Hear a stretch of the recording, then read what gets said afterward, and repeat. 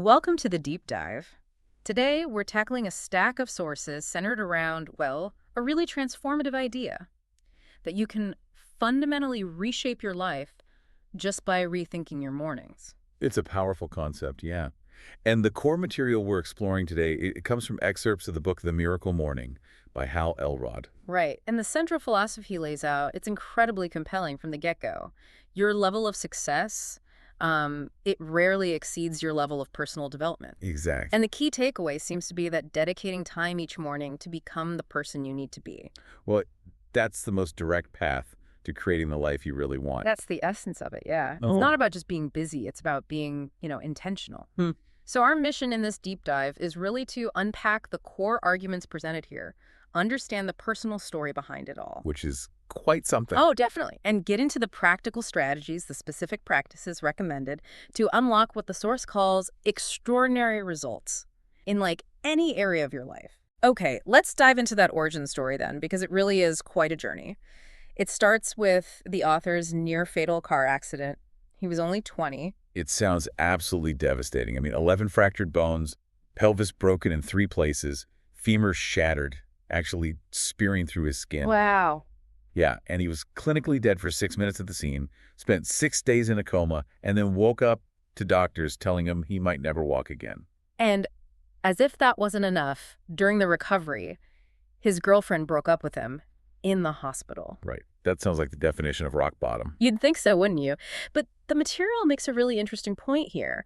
While it was physically catastrophic, that actually wasn't his lowest point, emotionally or mentally speaking. Really? How so? Well, incredibly, despite all those injuries, he went back to his sales job the next year and had the best year of his career. Yeah. Finished #6 out of 60,000 reps. That kind of resilience. Yeah. It's astonishing after that kind of trauma. Totally. So he finds success again, moves into speaking and coaching, and a friend, John Burkhoff, encourages him to write a book about it all, to inspire people. But apparently he struggled with the writing part. Yeah, he mentions that even high school essays were tough for him.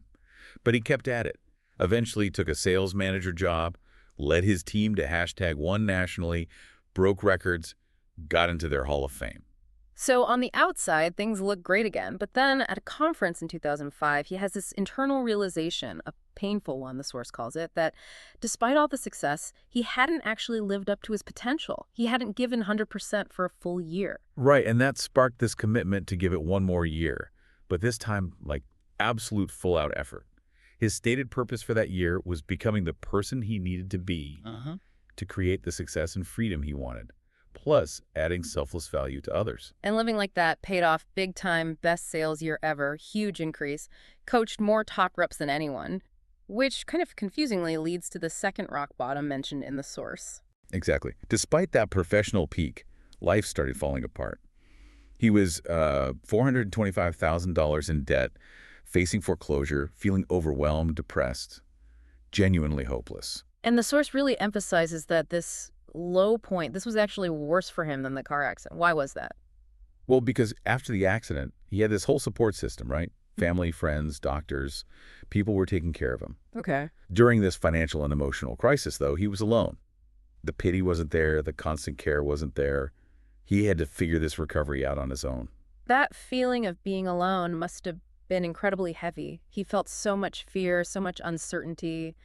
The source says his bed became this temporary escape just to disconnect. Yeah, and it mentions thoughts of suicide were present daily, although, importantly, he says he always knew deep down there was a way to turn things around. And that turning point, the material suggests, came from a moment of desperation, really. Despite hating running, he took his friend John's advice, go for a run, clear your head.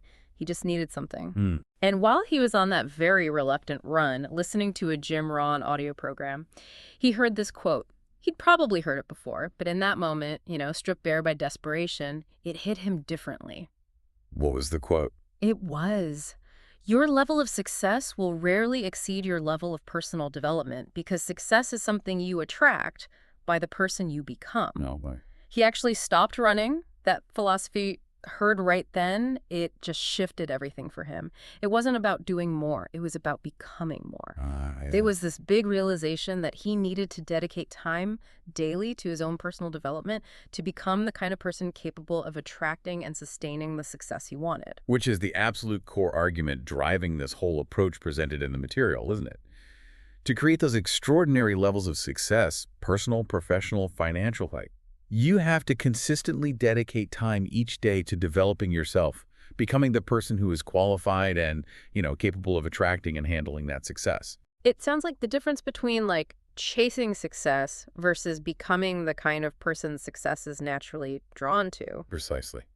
And the source makes a pretty bold claim here. Changing how you wake up in the morning is the single fastest way to transform any area of your life. Why morning specifically? Because focused, productive, successful mornings lead to focused, productive, successful days. And those days inevitably build into a successful life. The opposite is also true. Chaotic mornings tend to lead to chaotic days and, well, probably a less than extraordinary life overall. The material lists a ton of potential benefits from doing this, covering areas most people want to improve. Less stress, overcoming challenges, better health. Yeah, even physical changes like weight loss are mentioned. More productivity, more focus, more gratitude, less worry, increasing wealth, finding your life purpose. It's quite a list. It really is comprehensive. It touches on both external results and that internal state of being. And it's about stopping settling, living in line with your biggest vision. Okay, so the promise is definitely appealing. But the first big hurdle for many, maybe most of us, is just the simple act of getting out of bed consistently. That dreaded snooze button. Oh yeah, very common struggle. And it's one the author openly admits he wrestled with, along with that classic, "I'm just not a morning person," limiting belief. But the material argues that how you feel when you wake up, it isn't really dictated just by the exact hours you slept. It's much more influenced by your intention set the night before. And crucially, what you told yourself about waking up, your very last conscious thought before drifting off, heavily impacts your first thought when that alarm goes off. So if you're dreading the alarm and telling yourself, ugh, I'm going to be so tired, you're basically programming that feeling. Exactly. Right. And the first step, which is called the most crucial one, is to set your intentions the night before. Okay. This means mindfully deciding how you're going to feel when the alarm sounds, and more importantly, why you're genuinely excited to wake up and start your day, finding that purpose. Step 2, keep your alarm clock across the room. Classic advice, but effective. Yeah, it forces physical movement, and movement creates energy. You literally can't hit snooze if you have to get out of bed to silence it. Makes sense.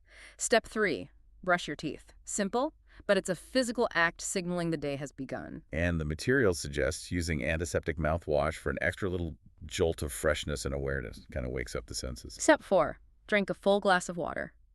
Rehydrating immediately after hours without water seems vital. Absolutely. Helps wake up your body and your brain. And step 5, get dressed.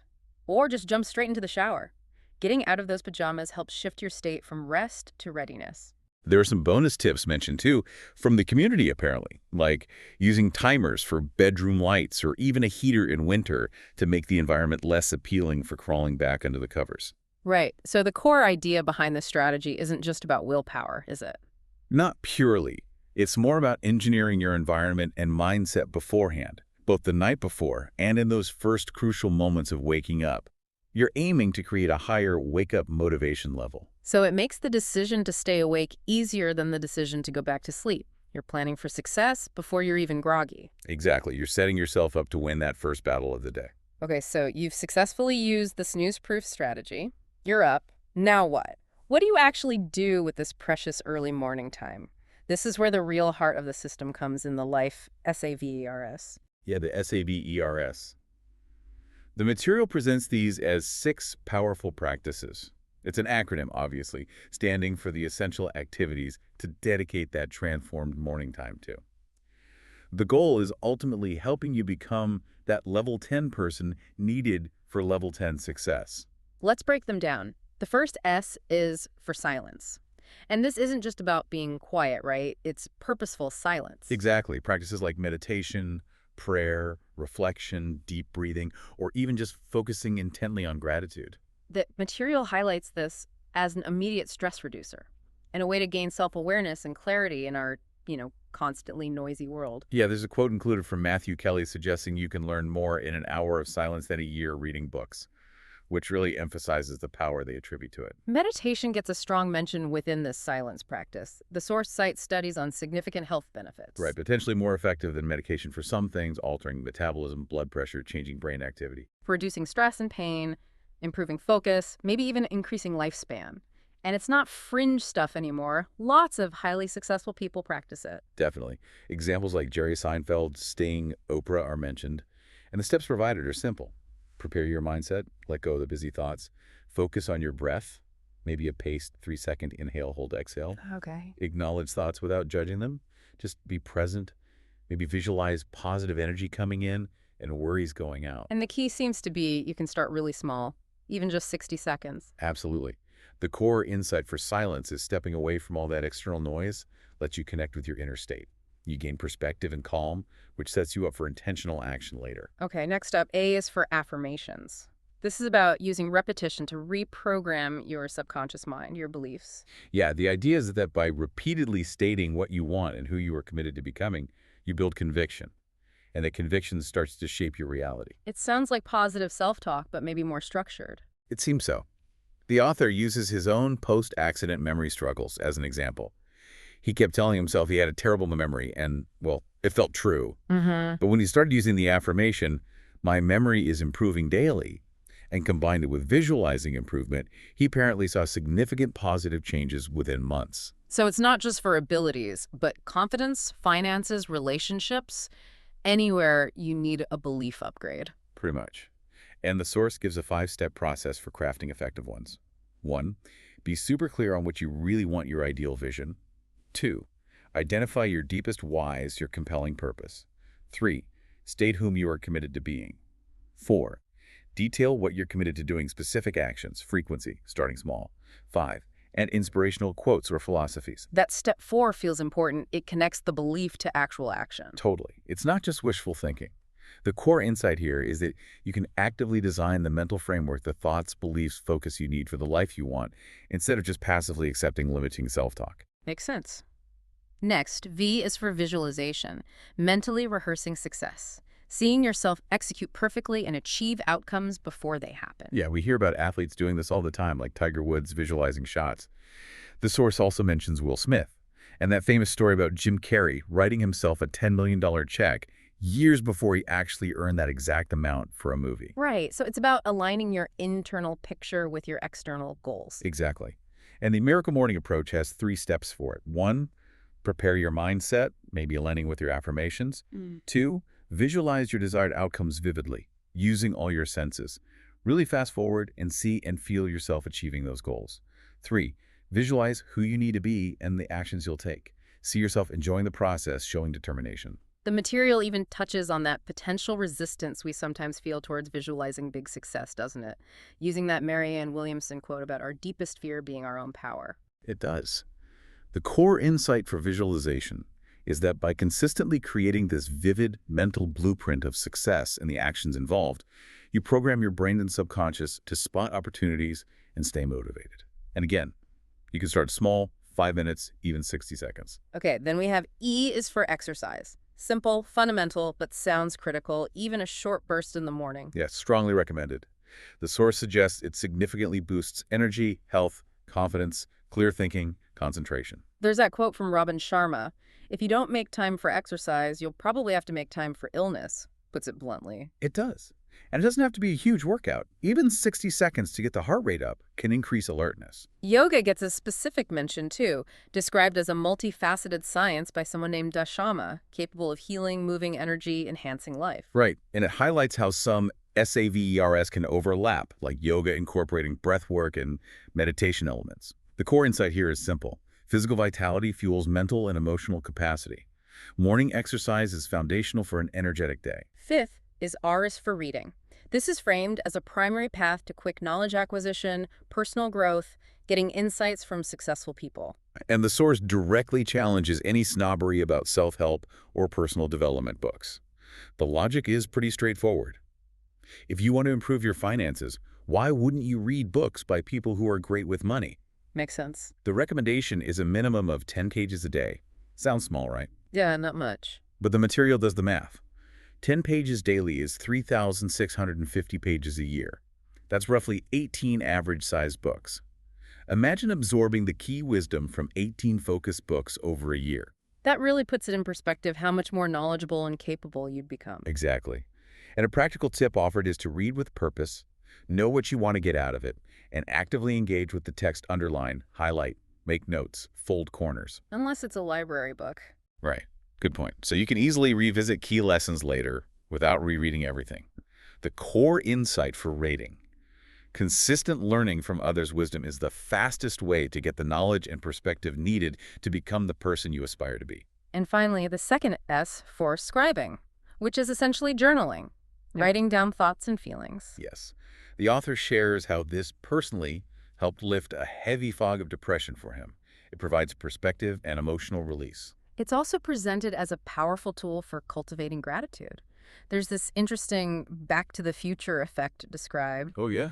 where rereading old entries can make you feel grateful for past progress, which then deepens your gratitude in the present moment. That's neat. And it also accelerates personal growth because you can review past entries, identify lessons learned, and then make new commitments based on those insights. That review process is really highlighted as valuable. You can use different formats, data journals, notebooks, apps, and what you write is flexible. Goals, dreams, gratitude, lessons, actions. Right? The core insight from scribing seems to be that getting your internal world down on paper or screen provides clarity, helps process emotions, and creates this tangible record for review that significantly boosts self-awareness and growth. So those are the life, SAVERS, silence, affirmations, visualization, exercise, reading, and scribing. 6 practices forming the backbone of this morning transformation idea. Exactly. But putting them into practice consistently means building new habits. And the material acknowledges this is where many people stumble. We get, as it says, kind of addicted to our old comfy habits, and change feels, well, painful. A key reason people fail, the source suggests, is not knowing what to expect and not having a structured approach. It mentions that popular 21-day idea for habit formation. From Psycho-Cybernetics, yeah. But it emphasizes that it really varies for people and that days 21 through 30 are absolutely critical for solidifying the habit, getting past the hump, and actually starting to enjoy it. That's crucial. It warns that many people quit between days 10 and 20 when it's still really hard, or they stop right after day 20 thinking they've nailed it, but then lose momentum.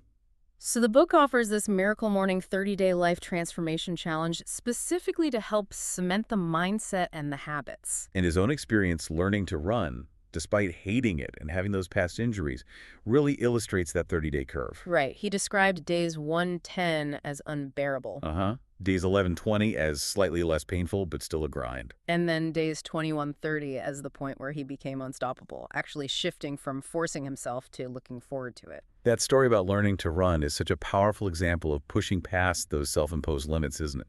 Especially given his history with leg injuries.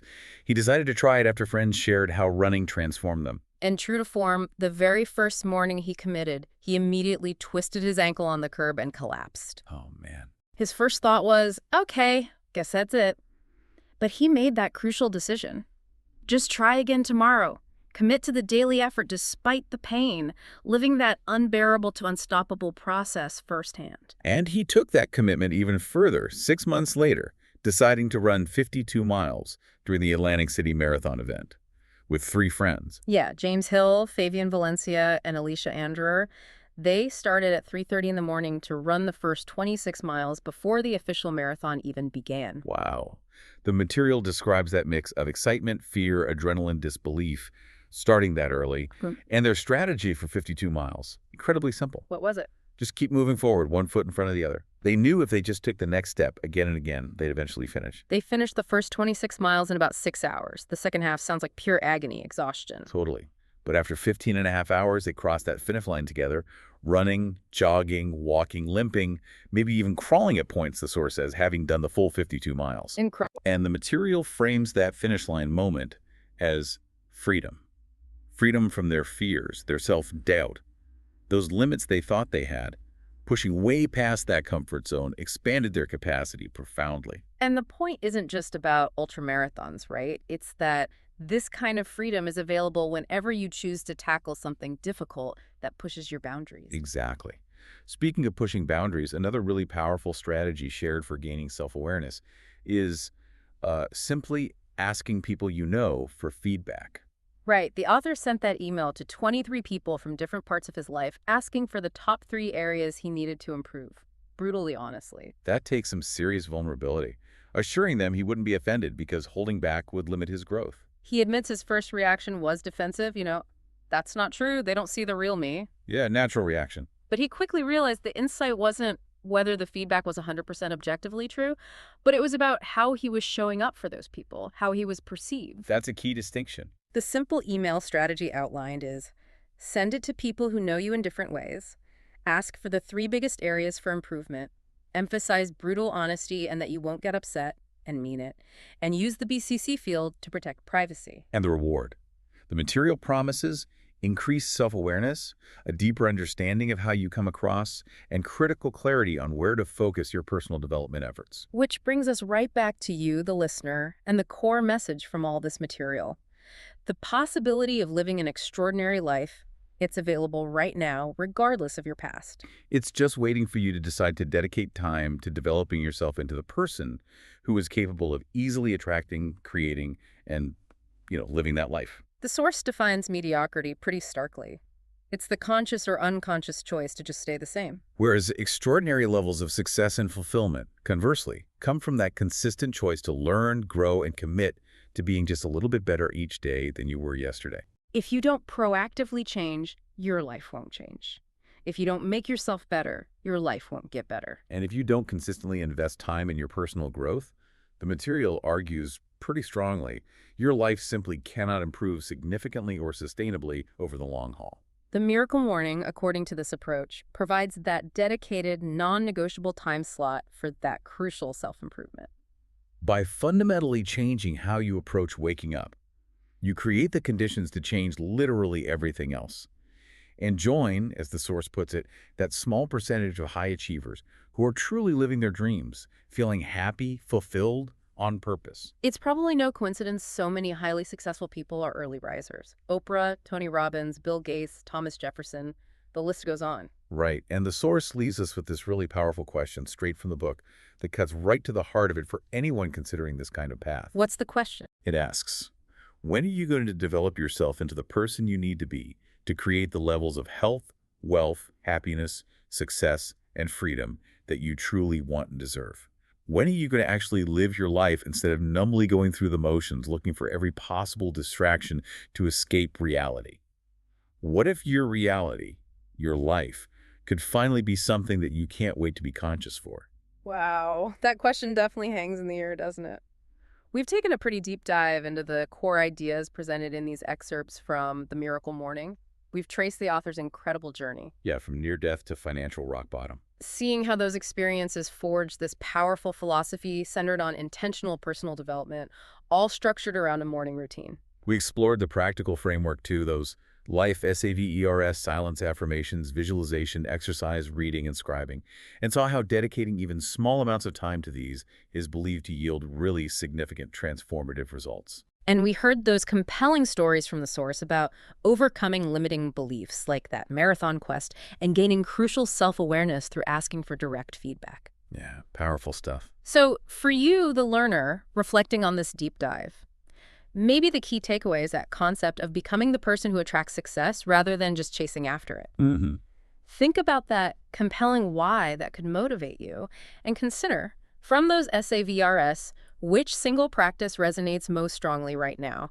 Where could you realistically commit even just 60 seconds to start? What single small step could you take tonight before you go to sleep, or maybe tomorrow morning when that alarm first goes off, to just begin the process? Begin cultivating the person you need to be to create the life you truly want. That's really the question this material encourages you to explore.